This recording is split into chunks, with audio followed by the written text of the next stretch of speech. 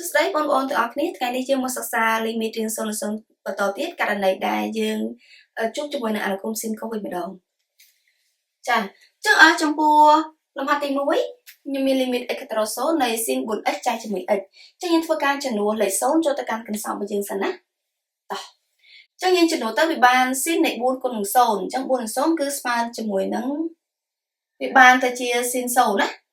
sin 0ចែកនឹង0ចុះ sin 0របស់យើងគឺមានតម្លៃស្មើ0ហើយខាងក្រោមក៏0អញ្ចឹងមានថាយើងជាប់រៀងមិនកំណត់គឺ0លើ0អញ្ចឹងបើសិនជាយើងជាប់រៀងមិនកំណត់0លើ0យើងត្រូវចាំអំពីរូបមន្តអានុគម sin កុសរបស់យើងមានថាយើងមានរូបមន្ត limit x ទៅដល់0 sin ax ចែក ax ស្មើនឹង1ចុះបើយើងឃើញថាកន្លែងនេះវាមានមេគុណ4ណាចាំមានថា a របស់យើងគឺស្មើ4ហើយចុះបើ a ស្មើ4អញ្ចឹងភាគបាយរបស់យើងក៏ត្រូវការ 4x ដូចគ្នាដែរអញ្ចឹងយើងបើវាត្រូវការ 4x អញ្ចឹងយើងគុណថែមជាមួយនឹង 4x របស់យើងមកចាអញ្ចឹងយើងមាន sin 4x ចែកជាមួយនឹង x អញ្ចឹងយើងខ្វះមេគុណ4ណា4នៅភាគបាយអញ្ចឹងខ្ញុំគុណ4នៅភាគបាយអញ្ចឹងកាលណាបើសិនយើងគុណថែមវាខុសពីលំនាំនៃប្រភេទដើមមែនអត់ចាំយើងគុណថែមនៅភាគបាយក៏យើងត្រូវតែគុណថែមនៅភាគយកវិញដែរដើម្បីយើងសម្រួលវិញទៅគឺចេញដោយអានុគមដើមពេលដែលយើងគ្រាន់តែថែមលេខ4អញ្ចឹងហើយគឺវាចូលរូបមន្តរបស់យើងតែម្ដងអញ្ចឹងម្ដងនេះគឺមានតម្លៃស្មើនឹង1អញ្ចឹង1គុណជាមួយនឹង4ខាងនេះមកអញ្ចឹងយើងបានចំណុចរបស់យើងគឺស្មើនឹង4ចាយើងតមកលំហាត់គំរូទី2បន្តទៀតចាចំពោះលំហាត់គំរូទី2យើងមាន limit t ទៅដល់0 sin 9t ចែកជាមួយនឹង sin 7t អញ្ចឹងបើយើងធ្វើការចំនួនរៀងក៏ដូចគ្នាដែរចេញឃើញថានេះគឺ9គុណ t របស់យើងទៅដល់0 t ស្មើ0អញ្ចឹង9គុណ0ស្មើ0 sin 0គឺ0ខាងក្រោម7គុណ0ក៏0ដែរអញ្ចឹង sin 0ក៏0អញ្ចឹងយើងនៅតែជាប់រៀងមិនកំណត់0លើ0ដដែលចាអញ្ចឹងចំពោះករណីដែលមាន sin លើ sin ក្រោមបែបនេះគឺយើងបើយើងចង់ចូលរូបមន្តខាងនេះក៏តើយើងផ្ដាច់វាជាប្រភេទពីរផ្សេងគ្នាចាអញ្ចឹងខ្ញុំផ្ដាច់ជាប្រភេទពីរផ្សេងគ្នាសិនចាយើងអាចសរសេរថា limit t ទៅដល់0ចាអញ្ចឹងខ្ញុំទុក sin 9t ជាប្រភេទ1ហើយគុណជាមួយនឹងsin 7t នេះខ្ញុំទុកនៅភាគបាយជាប្រភេទមួយទៀត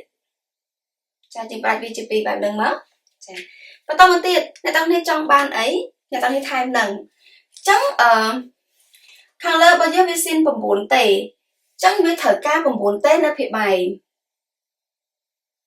ចាដល់ពេលខាងនេះវិញយើងមាន sin 7t ណា sin 7t អញ្ចឹងយើងត្រូវខ្វះ 7t ដូចគ្នាដែរអ្នកគ្រូសូមបញ្ជាក់ថា limit របស់យើងនៅពេលដែល x ខិតទៅរក0យើងយក ax នេះចែកជាមួយនឹង sin ax ក៏វាស្មើជាមួយនឹង1ដូចគ្នាដែរចាអញ្ចឹងមានន័យថាតម្រងទោះបីជា sin នៅលើ sin នៅក្រោមមិនក៏បានដែរតើនៅតែស្មើគ្នាដែរស្មើ1ដដែលចាអញ្ចឹងក្នុងនេះយើងខ្វះមេគុណ 7t អញ្ចឹងខ្ញុំគុណថែមជាមួយនឹង 7t តោះអូខេអញ្ចឹង QQ នេះគឺជារបស់ដែលយើងថែមមែនអត់អញ្ចឹងយើងចាប់ដើមយើងចាប់ដើមមានថាពេលដែលយើងគុណថែមគឺយើងត្រូវធ្វើម៉េចលៃតម្រូវនៅភាគបាយនិងភាគយកវាឲ្យចេញចម្លើយដូចដើមវិញអញ្ចឹង9t យើងថែមនៅភាគបាយយើងត្រូវថែម 9t នៅភាគយក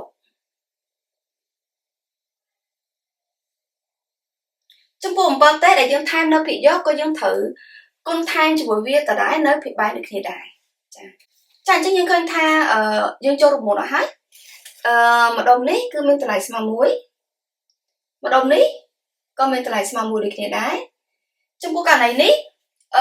យើងឃើញថា t លើ t ក្រោមគឺយើងអាចសម្រួលបានមិនត្រូវតែសម្រួលវាឲ្យតូចសិនមកហើយសូមធ្វើការទៅចំនួនលេខចូលបានហើយ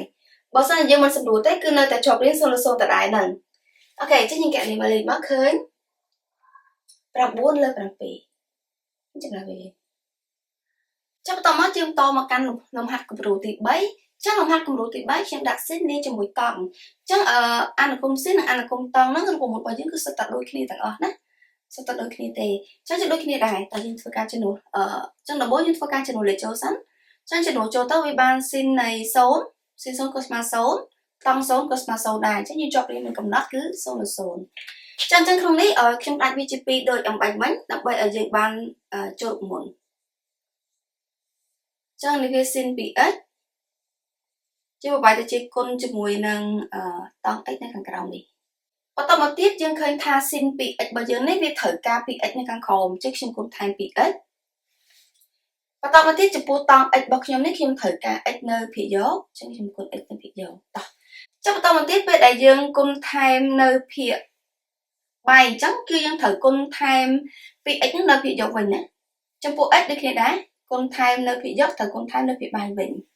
បន្តមកទៀតយើងធ្វើការសម្រួលឲ្យទៅដើម្បីឲ្យស្រួលកណនេះណា x លើ x ក្រោមយើងសម្រួលអស់បន្តមកទៀតយើងចាប់តាមចូលប្រមូលរបស់យើងហើយអញ្ចឹងម្ដុំនេះគឺមានតម្លៃស្មើនឹង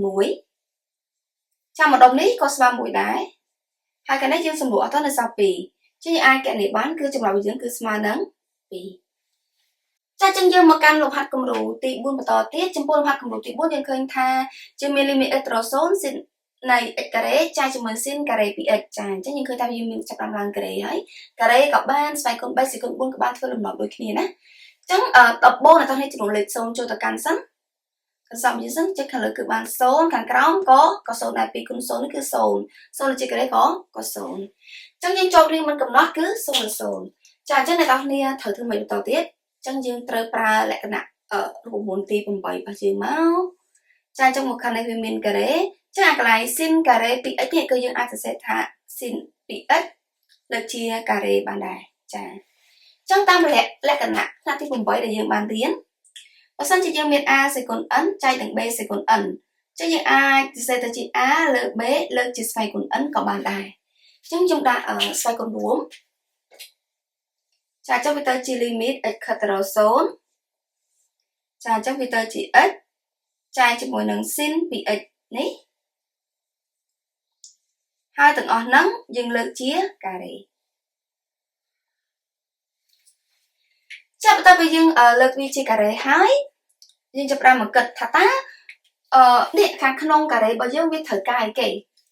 ចឹងទីដឹងថារូបមន្តរបស់យើងមកមាន sin 2x ចឹងខាងលើវាត្រូវការ 2x ចឹងនឹងគ្រូថែម2ចឹងថែម2នៅភាគយកកុំភ្លេចថែម2នៅភាគបែកផងចាចឹងបន្តមកទៀតយើងឃើញថាម្ដុំនេះគឺវាចូលរូបមន្តរបស់យើងហើយមែនអត់វាត្រូវមានតម្លៃស្មើនឹង1ចឹងវាទៅជា1គុណជាមួយនឹង1លើ2បើយើងទាំងអស់នេះយើងលើកជាស្វ័យគុណ2ហើយយើងគុណសិនមកជួយទៅជា1លើ2លើកជាស្វ័យគុណ2ណាចឹងយើងកណនីប្រភេទហ្នឹងរបស់យើងស្មើជាមួយនឹង1លើ4ចំពោះការបង្ហាញពី limit រៀង0 0អនុគមត្រីកោណវិទ្យាបានបញ្ចប់ហើយបើសិនជាអ្នកទាំងគ្នាមានចម្ងល់អ្នកទាំងគ្នាអាច comment សួរនៅខាងក្រោមវីដេអូបានអរគុណច្រើនសម្រាប់ការតាមដានវីដេអូរបស់អ្នកទាំងអស់គ្នា